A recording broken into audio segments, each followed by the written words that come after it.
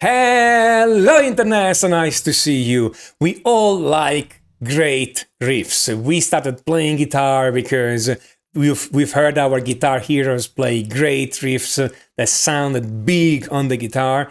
And now if you're playing guitar, you're probably thinking, how do I write a great riff? How do I create something that sounds good?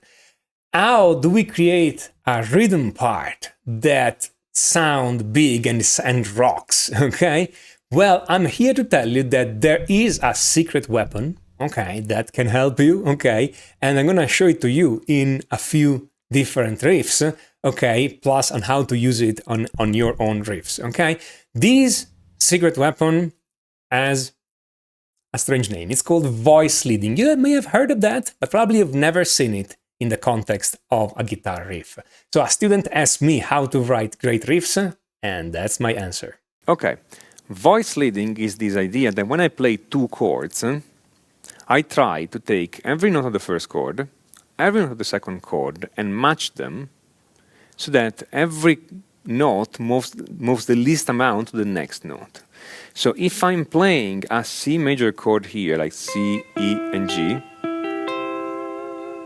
and then I have to play a G chord, I don't play C here and then G here. Okay. Why? Because it doesn't sound good. It's too far. But it's harder because I mean it's the same shape, so it's easier in this sense. But it's far away, so it's harder, and it doesn't sound good. I mean, it's like quite lame. Instead, I'll try to find a G position close by, so I'm thinking this. So I'm playing C here and G here. The notes are close by. It does feel better. I mean, it always depends what you want to say. It always depends what's the point of the piece. But if you don't have any reason to go away, voice leading is kind of the default, okay? Most of the rules of music theory are to be understood as rules again.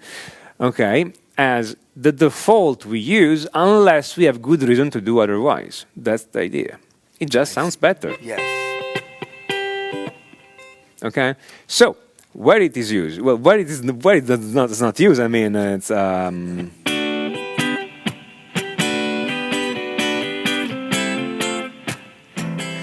got it. that's voice leading. What did you think it was? Okay, I mean, people are thinking voice leading. Bach, Beethoven, people with long white hair, okay, old geezers, okay. No, Hendrix, okay, Rolling Stones, okay. They're all using voice leading, okay. Eric Clapton is using voice leading. I mean, maybe they don't call it this way.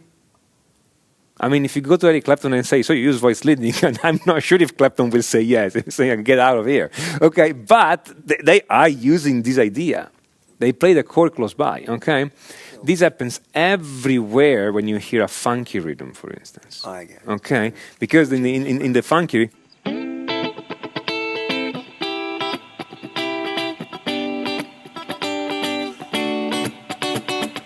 right? They're all close by. Now these. They're all close by, and they're not here, then jumping here, then jumping here, then jumping here. So it's more find all chords in a progression that are grouped closer to each. So first you decide the progression. Yes. First you decide the progression. Then you find the positions that are close on the guitar, and they can always find it. Yes. Okay? You can always find position where the chords, whatever chords you have, are close on the guitar. Okay? By the way, close on the guitar or close in theory, it's exactly the same damn thing, okay? Because if you write down the notes and you match them for distance, and then you transpose the thing directly on guitar, you still find that, okay? But I mean, if you know the patterns on the guitar, just find the closest pattern that is on the same string and in the same area. Sometimes you have two choices, okay? So if I'm going from C to D minor and I'm here, I could go a higher or lower. The higher is closer, but the lower sounds kind of better because it's not the same position. I mean, it is a root on top and root on top on both, while this is root on top for the C and fifth on top for the D minor.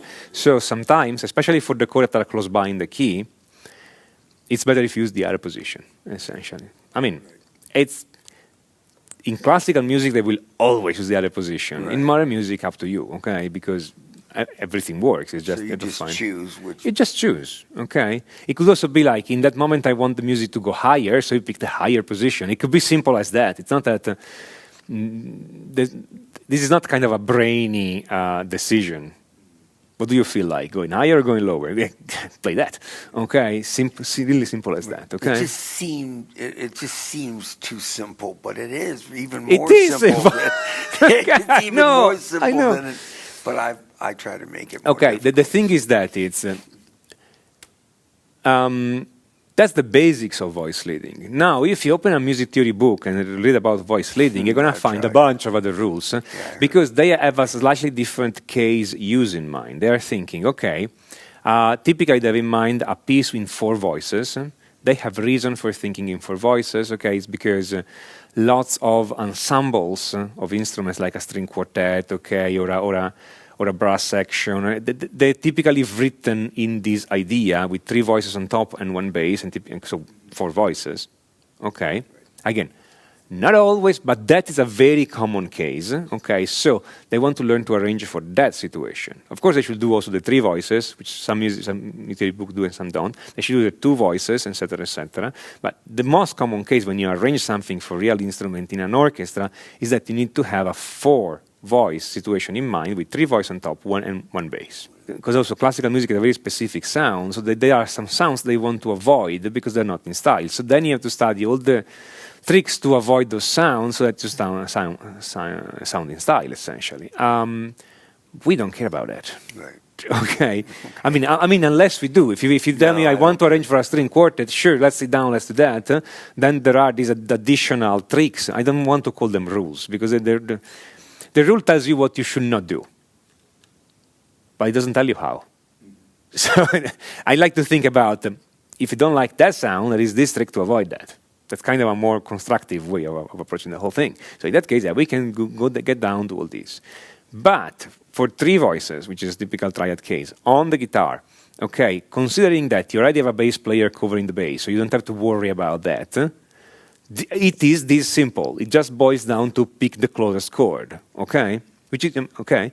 And use a good ear and your judgment, essentially, to decide if you like it or not. And if you don't, pick another choice or jump. I mean, if the playing close by, the strict voice leading doesn't sound good to you in that moment, jump somewhere else. And then just play in that grouping. Yes. Okay. Okay. So you could play the same chord progression, whatever it is, I don't know, G, D, E minor, C, here, but you can also play G, D, then E minor, C, but you can also play G, D, then E minor, C, but you can also play G, D, okay, go on, E minor, not E minor, E minor, C, or G, D, E minor, C, or whatever. And they all have different. And it's the same chord progression, and if the song keeps repeating the chord progression, this will always work, but if it's going higher, so the intensity is growing, okay, or I could go lower, and that's decreasing, or I can play the verse here and the chorus here and just jump. Makes sense? It does, yes. So whenever I have a transition like a drum fill into the chorus, then typically I have the option to jump. At this point it makes sense because the next section is different, and so I can just jump somewhere else, like higher typically for the chorus, to give a different feeling to the song. Okay, but inside the chorus, maybe I follow the voice leading. Okay, I understand now. That's the thing. That's the thing. It's really, it's people really make it something very big. What you want to do is to get used to find those chords in real time and play them in real time, and that's it. That's why I signed up for Chord Mastery. And it was a good idea. Very good. That's all. That's it. That's it. Simple as that. Thank you so Don't worry. very You much. know I this stuff. appreciate it. You got it.